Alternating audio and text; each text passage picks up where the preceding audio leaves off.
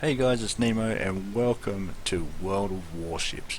Today's video of World of Warships is the New Orleans. We're going to be featuring the New Orleans on the Haven battle. Now it just manages around 49,000 damage in this ship, but what I wanted to show this video for as my New Orleans video was the patience that you should play with, or that you can play with to help you affect battles. And not doing things that are going to put your team at the biggest risk of losing. So you can have your team try to throw, and I'm just going to show you how you can do that. Play to win. In other words, not play to throw. I'm not talking about I'm going to throw. The teams try to lose a lot in this game, so how can we not lose? Well, a lot of it comes down to how we play, whether we do damage or whether we sink ships or whether we get caps. It seems that losing is a thing that happens a lot more often than winning does. In saying that, today, for this battle, I'm teamed up with King. He's one of my clan members, and he's in the Scharnhorst. And the New Orleans isn't the best ship. Now, in the next patch, she will be getting a armor buff. She'll be getting 25mm fore and aft armor buff. At the moment, the bow plating is only 16mm, so you can get overmatched by almost anything. Same tier and above, probably even lower tier than you and above. So that means that the shots can go, when I talk about overmatch, go straight through your nose. It won't bounce, it won't angle, it'll just go straight through the armor.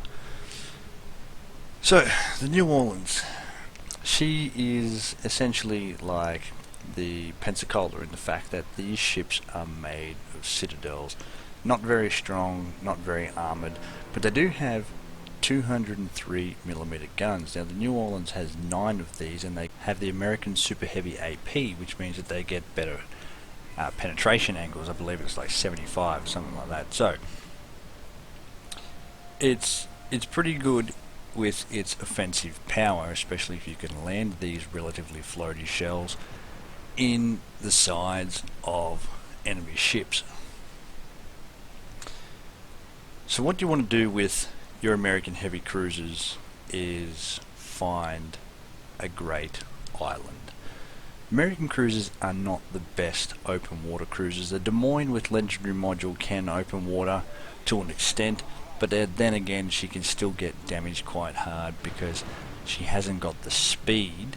She's got the maneuverability, yes, but not really the speed to sort of open water. So we want to try and find an island, and on Haven, this island here at D7 is your American heavy cruiser friend. This is where you want to be when you're playing American heavy cruisers on this map. Now we get the Cossack in the middle. The Cossack is caught very close to the London. In fact, our London is making very questionable maneuver right up the middle there. As you can see, there's a Gneisenau of Fiji to north, which means that she's now in a crossfire between the 2 destroyers, the Legao there, and the Gneisenau to Fiji. Plus, we haven't even seen all the enemy ships yet. So, great work for the London to get the early kill on a destroyer. That's a very good kill. It takes away some of their eyes, but it's a CV game, so they're always going to have eyes anyway.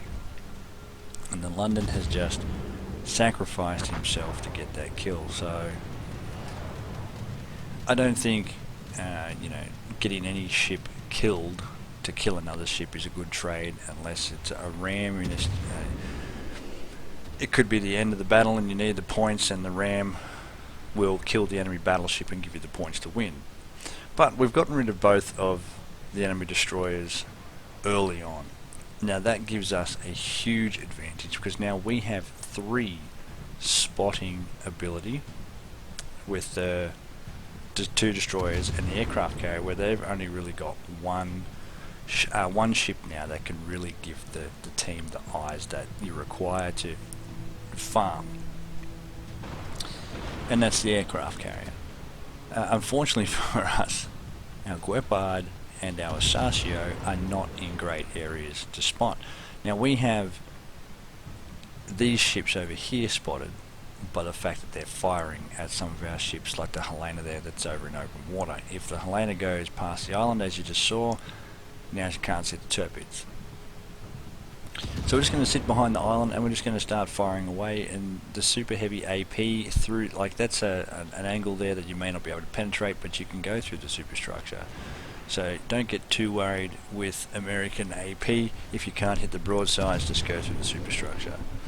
I do hit the island there.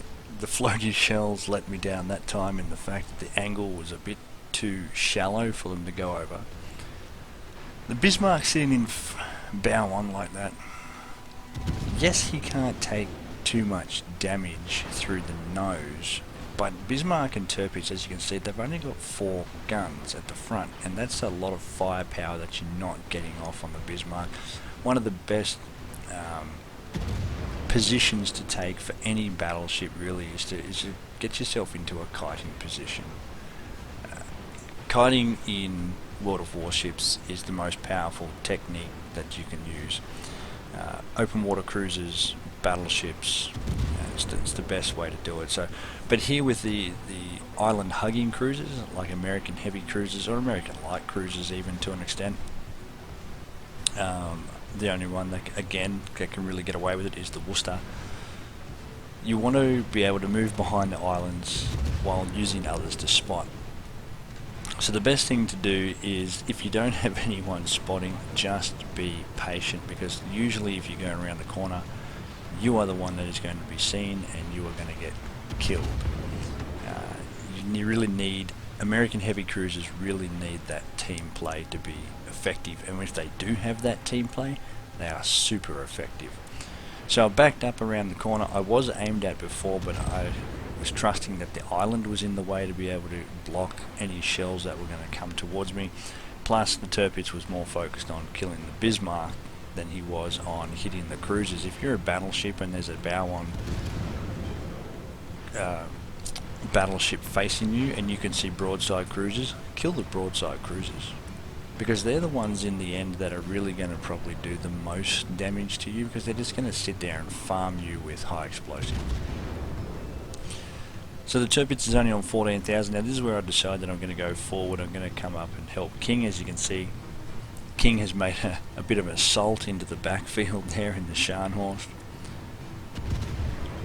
And he's one of Nautilus's very aggressive battleship players. We seem to have very aggressive ones. I think I'm probably the only battleship player, because I'm not really a battleship player, I play more cruiser, in the clan who's a little bit more passive than the others. They all like to get in there and have a good brawl, whereas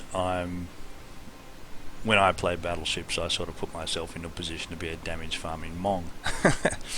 Or the likes of the Conqueror, which is more of a big cruiser. So that's more why I enjoy the Conqueror, is because of that cruiser style play. She has very good concealment. You can get her in nice and close. You can support your destroyers and other close-in supported ships.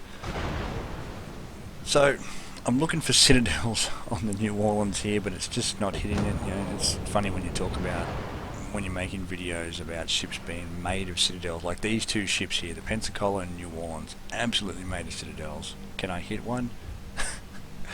Not while I'm making a video, I can't. It always happens that way. Whenever you want to show people, it just doesn't work. It's like going to the doctor and telling the doctor you're sick. You know, oh, I'm sick, doc, but then you get to the doctor and you look healthy. So there's a citadel, but that wasn't from me. I think that was more the Bismarck that did that one. So the island there gets in the way of the back turret, but that's alright, because we've still got 66% of our shots getting through, although again overpens and no citadels, so a little bit disappointing there. So we've got the Asasio in the cap, as you can see, so we can move up now that we're not spotted, and the Bismarck, the Helena and the Miyoko are starting to help out. So because we've got all these other ships here, I'm going to show you a little bit of open water gunboating, but not really too effective. I don't really find it effective in these American cruisers, and it's more to the fact that one, they're slow, and two, not very much armor, and three, floaty shells. Floaty shells are so annoying for open water gunboating.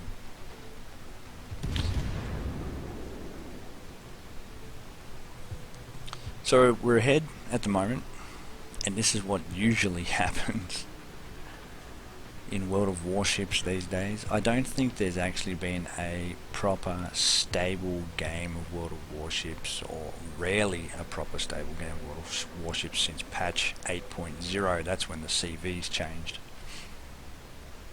So for those of you who aren't aware of what CVs are, it's the aircraft carriers. Now here I'm not paying attention. I'm looking at my enemies and I ran my Helena. So that was my fault, mate. Don't worry about that one. Alright, so we need to push in. Now the Helena's worried about going home. If you have a look at the GEA there, he says home. Afterwards we ask him what GEA is and he says let's go home. So that we get the Bismarck and the Helena to turn back. I'm going to head towards the cap. One thing I always talk about is let's play objectives. So where is our objective? We can see that our Ranger is defending our home cap against the Miyoko. So I'm not going to race back to the cap while an aircraft carrier is defending it. He doesn't really need to get kills as such, as much as reset the base or reset the cap. So I'm not a big fan of this game mode. Anyone who's watched my channel for a while will know that, and it's because of this style, this capture the flag style, sort of takes away the strategic element of much of the game. It's more of just a damage farm, and some people like that, some people like the damage farm, but I like the objective play, and that's I think why I prefer to play the domination mode, where you've got the 3 or the 4 caps and you've got to work at controlling them and pushing people out of them, and there's a lot more strategy involved with that than there is with this type of play. So as you can see, the enemy aircraft carrier or CB has gone down, which gives us a massive advantage now. Now we've still got the spotting, and we've also got long range, fast, rapid deployment of resources across the map, which is really handy when you're trying to reset bases like this, for example. Now I'm a little further out off the islands than I would usually play or recommend, but the only reason is because that we're pushing away both the New Orleans and the Pensacola. I don't know where the Amagi is yet. No one knows where the Amagi is yet, so I've sort of got to be careful. So that's why that island hugging play would also be a lot safer, in case the Amagi popped up on your broadside and just absolutely obliterated you. So our Miyoko goes down. The New Orleans here and the Pensacola have played pretty well so far. In fact, I noticed that the Pensacola has a Premier League flag on, which means he's at least rank 5 in ranked, which is pretty good. That's a pretty good feat.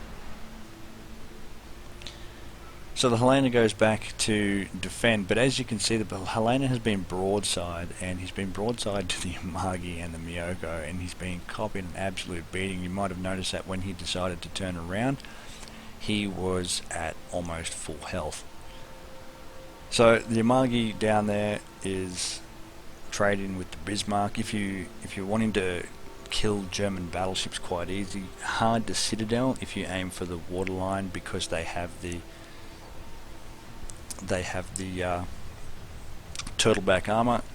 So if you want to kill them, you aim for the upper belt. So the upper belt is the strip of armor that is just below the deck but above the waterline. So you hit there and you'll get massive penetrations on any German battleship. German battleships take a lot of penetration damage. So I'll fire off at the Amagi, trusting that I'm going to be in behind the island in not much time at all, but I am spotted by the New Orleans, so I'm just keeping my eye on the New Orleans and the Pensacola in case he fires. Our team now is ships down and points down. this this is where it can go either way. So I start firing towards the New Orleans because I'm no longer spotted. I'm going to use this island to go undetected, so the both islands that I'm at, and I'm going to use the Bismarck to spot for me, although the Bismarck has taken absolute ton of damage. I would probably try to go dark if I was him and turn back around to the north and get ready to get into a kiting position while healing up. So the Ranger now is doing his part to help us to try and get victory in this battle. He's resetting the cap. That is all he can do. The Miyoko can try to sit there if he likes, but when you're trying to cap against an aircraft carrier, it's just annoying. It's so frustrating because he will keep resetting you. So the Amagi's beached, which is probably a saving grace. It's going to allow us to get some more points up. As you can see down there, the Miyoko's only got 10,000 health, so the aircraft carrier can keep going at him and probably just finish him off with only 10,000 health. Depends on how well your aircraft carrier can aim and how well he's stocked. So this is where I was talking about at the start of the video, where patience can win games. I haven't overly done great amount of damage at 47,000. I think I only managed like another 2,000 damage all up. But what I'm trying to do is get the points in our favour. Unfortunately, being capped as well, it'll stop our points, and losing a team's battleship doesn't help that situation either. So now we're points down, we're definitely ships down, and I have an almost full health battleship steaming in towards me. The aircraft carrier is doing what he can. I am spotted by the enemy aircraft just as he pops his fighter plane. In the Amagi, I'd probably run spotter. If you can run spotter plane, I'd run that instead. So it's far more effective because you can utilize the spotter plane in battles with aircraft carriers and battles without aircraft carriers. So I popped my Hydro to try and see what the Amagi's doing. I did have the fighter going before, and that was to see where he was and what he was doing, and then he turns out. Now this is one of the strangest decisions I've ever seen. American cruisers don't have torpedoes after tier 5. I think the Omaha is the last one that gets them, and he's got almost full health. Yes, I can pen through him with my super heavy AP, but the thing is with the New Orleans, you're not firing every 5 seconds or 4.5 seconds like the Des Moines is. So I managed to just get away from those blind fire shots. Those blind fire shots were great looking shots. They just managed to straddle the ship. Now I'm proxy spotted now by the Amagi, and I'm so close to capping out. So I'm just going to start firing, because if I can try and kill these guys before they can reset me, we are going to win the game by capping out. And then we get down to 0.1 to be able to cap. But here's where the patience has to come in again. So I was patient there, now got to be patient again. Our CV gets rid of one, I get rid of the other. It's now 2 on 2, and then the Miyoko comes up. So what I'm just going to do is play Ring Around the Rosie with the battleship. If he can't kill me, but he wants to keep chasing me, then he's going to be wasting time in trying to chase me. The Ranger has come in close. It's great for the turnaround on the planes. I don't know if I'd come that close. And I have almost no health at all. So I can see the Miyoko, and he fires AP. As you can see, there's the AP, but he goes through the nose. See how my nose is saturated? If he had gone for my broadside upper belt, I would have been dead. But no, he hits through the nose and gets over penetrations. The nose is only 16mm at the moment, so it's extremely thin, so it's not going to arm too much. It's just going to go through. So 203mm AP right through me. And I'm just going to keep going around. And the Ranger gets the kill on the Miyoko, which is great. We've only got 35 seconds to go in the game. back into the cap, stop in points. It doesn't really matter at this point. The game is won as long as the ranger survives, or if I survive. So the Amagi switches his fire to the ranger, and that is how you just play, as I said, with that patience. You keep your you learn positioning and keep your cool in a game, and there's going to be more times that you will win than that you will lose. Very good play from the ranger there. Well done for the team support. That was just great from him. Couldn't have asked for more in that sort of situation. So how do we set up our New Orleans? Well, we're going to play with main armaments modification 1, engine room protection, aiming systems modification 1, and our propulsion modification 1. Now, as I said, this is my alt account. I only have the 11-point cap and only 10 being used. Priority target, expert marksman to turn those heavy turrets a little bit quicker. Then I go with superintendent because it's something we'll use a bit later on, and then concealment expert. Superintendent is very good for the American heavies, especially when you get to the Des Moines. So, the New Orleans, as I said, not my favourite ship, but played promptly and played behind those islands. She's quite a handy cruiser. The American heavy line is one that I would recommend. Very meta cruiser line. Anyway guys, thanks for joining me, and more than ever, stay safe out there.